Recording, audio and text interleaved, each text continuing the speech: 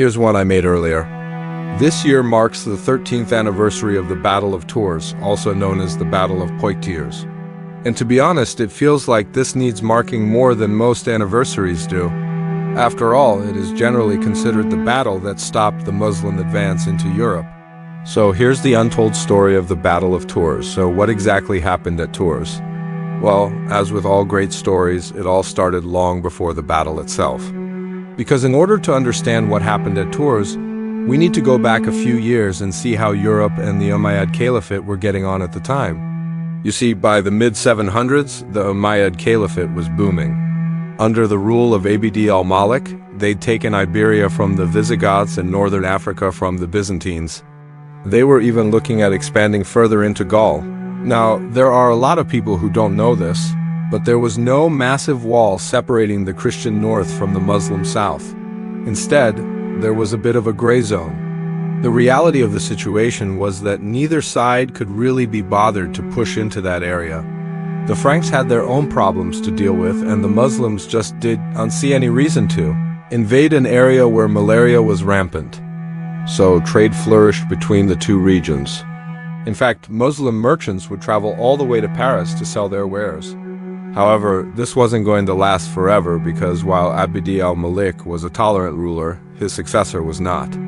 Al-Hakim, the new caliph, was a proper zealot, and he wanted nothing less than to convert the whole of Gaul to Islam. Unfortunately for him, though, the Frankish king at the time, Charles Martel, was having none of this. Now, we don't know exactly why Martel was opposed to Islam. He was, after all, famously tolerant of other religions.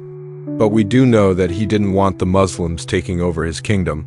So, when the Muslims attacked Frankish territory in 732, he took it personally. Before we get into the battle itself, though, we should talk about the armies involved because both sides were actually outnumbered. First off, let's look at the Muslims. As far as numbers go, the modern estimates range from 30,000 to 40,000 men. Now, don't get me wrong, light infantry was more than capable in battle, but they just weren't suited to sieges. So if there was a siege, then the armies got much smaller. What's interesting is that the Muslim army at Tours wasn't technically supposed to be there. See, the man who led them was Emir Abd al-Rahman al-Ghafuri, and he was only there because he disobeyed his orders.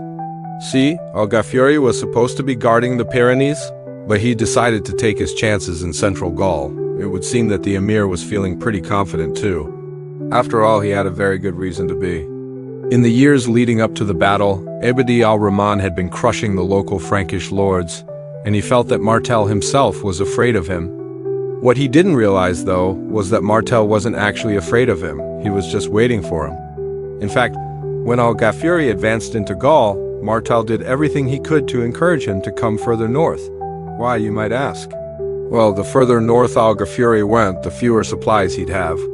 And as we already mentioned, the Muslim armies were almost entirely light infantry. So if they didn't have supplies, they wouldn't last long on the battlefield.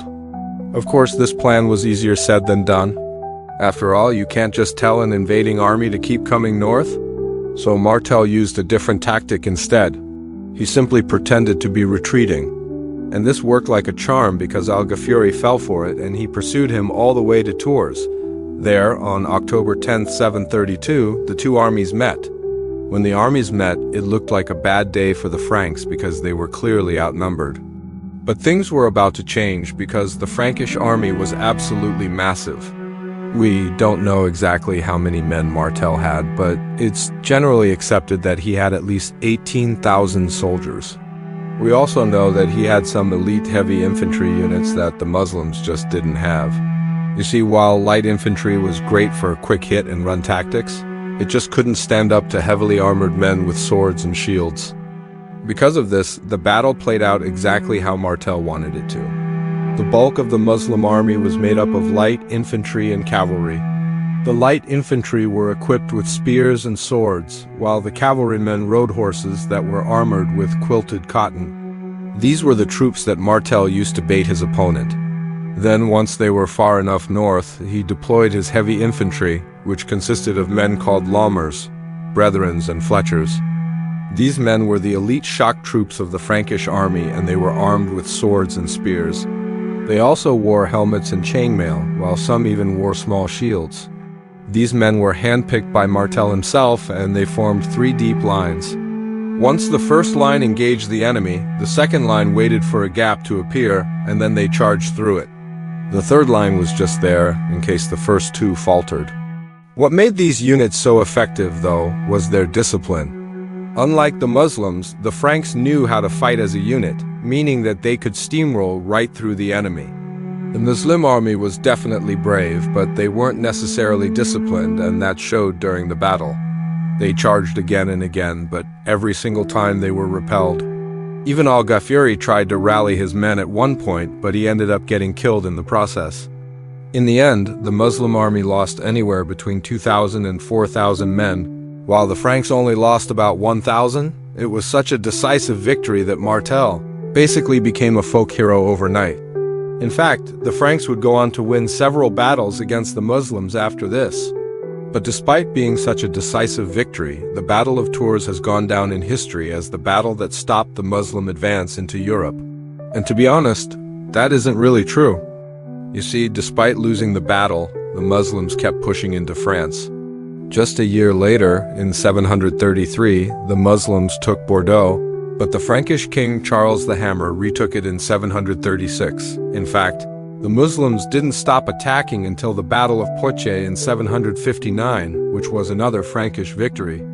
So while the Battle of Tours was an important victory for the Franks, it wasn't the turning point that everyone thinks it was. Instead, it was just one battle in a very long war.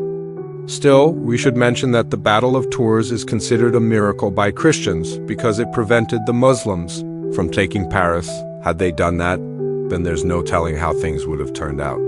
Maybe Christianity would have died out in Europe altogether, or maybe it would have caused the Byzantine Empire to collapse. We'll never know, but we can be certain that it would have changed Europe as we know it today.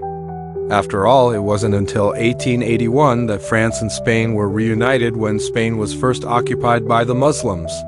In 711, the country was divided for over 700 years.